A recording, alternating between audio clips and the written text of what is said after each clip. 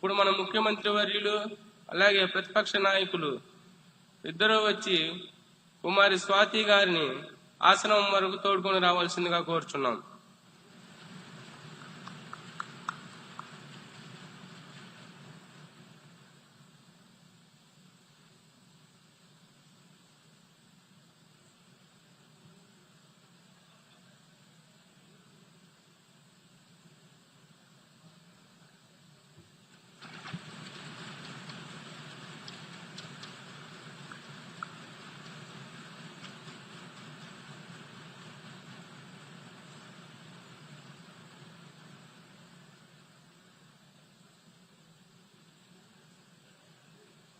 అందరూ లేచి నిలబడండి. స్పీకర్ గారు వస్తున్నారు.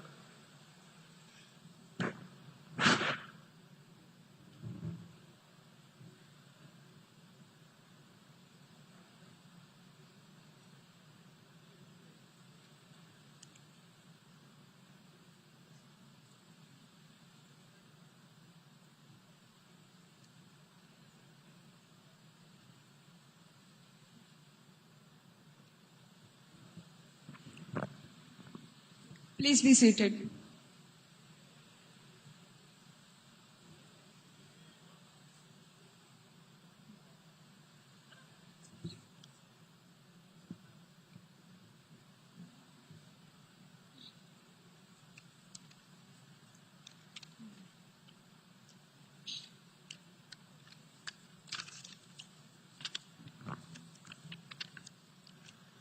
అధ్యక్ష, ఈ గౌరవనీయమైన స్థానాన్ని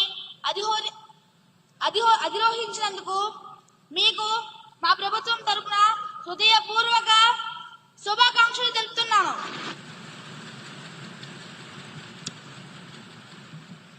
Thank you. మీరు అధికార పక్షానికి ప్రతిపక్షానికి సమాన త్రాసు లాంటి వారు.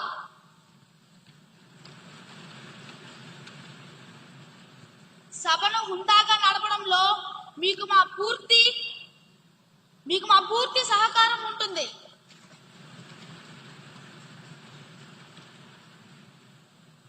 అధ్యక్ష, మీకు మా శుభాకాంక్షలు. స్పీకర్ కుర్చీలో కూర్చున్న తర్వాత మీకు పార్టీ ఉండదు, కేవలం న్యాయం మాత్రమే ఉంటుంది. ప్రభుత్వం తమ మెజారిటీతో మా గొంతు నొక్కాలని చూస్తే మాకు రక్షణగా నిలబడాల్సింది మీరే. ప్రతిపక్షం గొంతుకును మీరు కాపాడుతారని ఆశిస్తున్నాం అధ్యక్ష.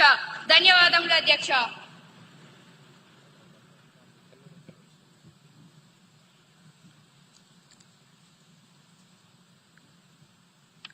అందరికీ నమస్కారం. సభా నాయకులకు, ప్రతిపక్ష నాయకులకు మరియు సభలో వారందరికీ నా ధన్యవాదాలు.